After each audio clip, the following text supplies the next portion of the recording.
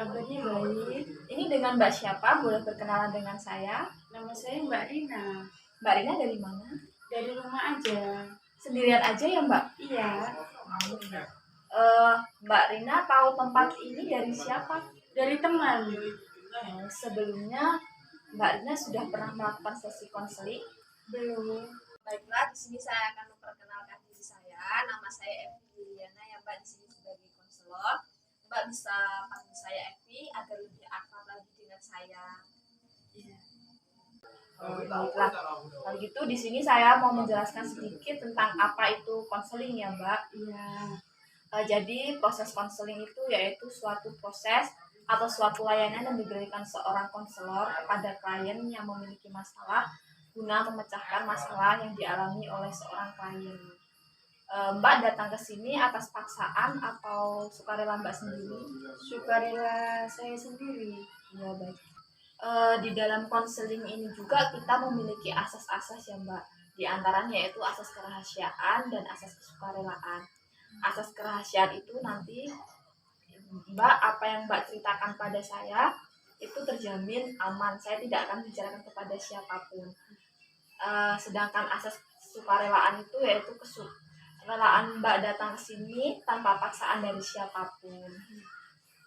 Kira-kira Mbak datang ke sini ada masalah apa yang ingin Mbak ceritakan pada saya? Saya ada masalah keluarga.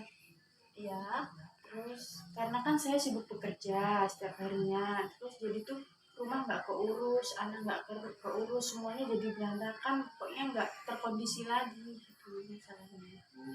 uh,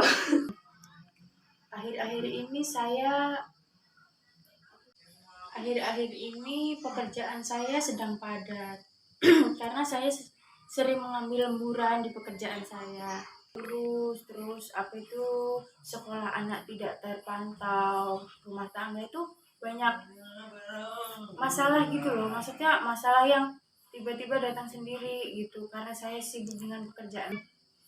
jadi gitu. Saya paham perasaan Mbak. Jadi akhir-akhir ini Mbak itu kurang bisa membagi waktu ya antara pekerjaan Mbak dengan waktu bekerja Mbak. Karena saking padatnya dan saking banyaknya lemburan yang Mbak ambil di pekerjaan itu.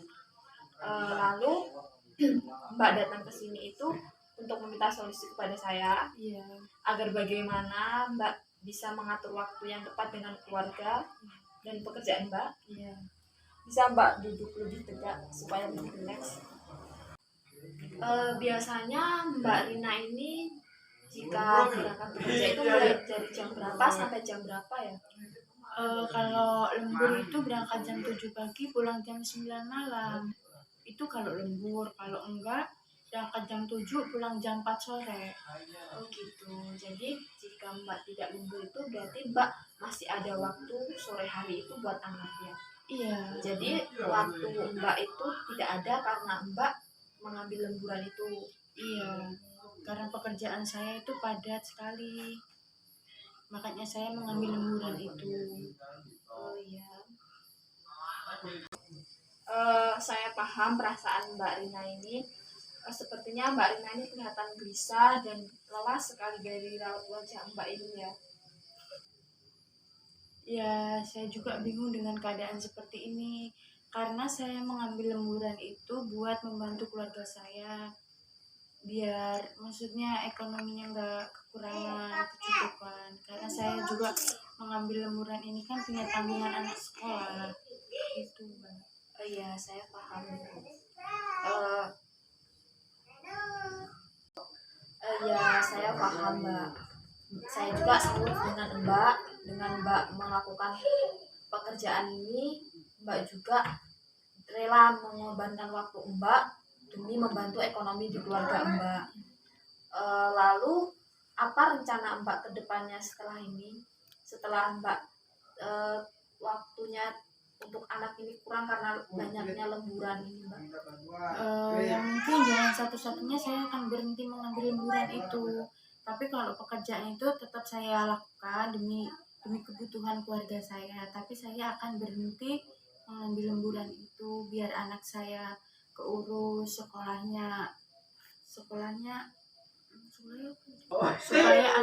supaya anak saya itu bisa itu Mbak kebimbing sama saya belajarnya di rumahnya. Maksudnya saya bisa mantau keadaan dia. Saya pengen itu Mbak kasih saran ke saya solusinya gimana menghadapi semua itu permasalahan yang ada di keluarga saya Mbak. Ya oke, baiklah Mbak. Di sini kan Mbak minta saran kepada saya. Di sini saya akan memberi sedikit saran kepada Mbak ya, karena Mbak sudah minta saran kepada saya.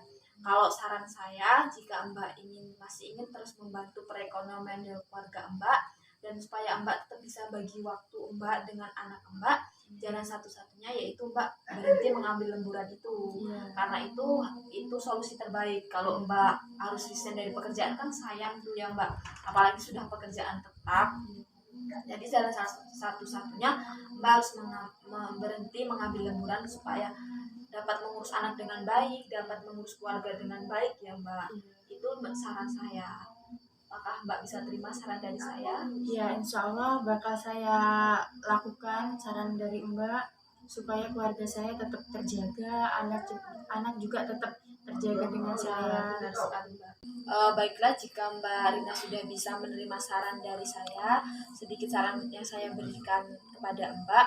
Di sini saya akan menyimpulkan sedikit ya Mbak tentang masalah Mbak ini. Jadi masalah Mbak ini yaitu Mbak yang terlalu sibuk dengan pekerjaan Mbak karena padatnya pekerjaan Mbak yang Mbak lakukan, banyaknya lembur yang Mbak lakukan, sehingga tidak memiliki waktu bersama keluarga, sehingga anak tidak keurus, keluarga jadi banyak problema karena kurangnya waktu Mbak komunikasi dengan keluarga itu. Jadi solusi yang tepat buat Mbak yaitu berhenti mengambil lemburan tersebut agar bisa meluangkan waktu lebih banyak buat anak terutama dan untuk keluarga ya Mbak ya. Demikian itu yang bisa saya sampaikan sarannya. Bagaimana Mbak? Ya udah nyampe di sini saja. Terima kasih atas saran dan masukannya. Saya pamit pulang. Terima kasih atas sarannya. Sama-sama Mbak, ini karena ini kan sudah tugas saya. Terima kasih kalau Mbak sudah mau menerima saran dari saya. Baiklah, di sini saya akan memperkenalkan diri saya. Nama saya Evi Liliana ya Mbak, di sini sebagai konselor. Mbak bisa panggil saya Evi agar lebih akrab lagi dengan saya. Terima kasih Mbak, saya pamit pulang dulu ya. Iya, baiklah. Assalamualaikum. Waalaikumsalam, hati-hati di jalan ya Mbak. Iya.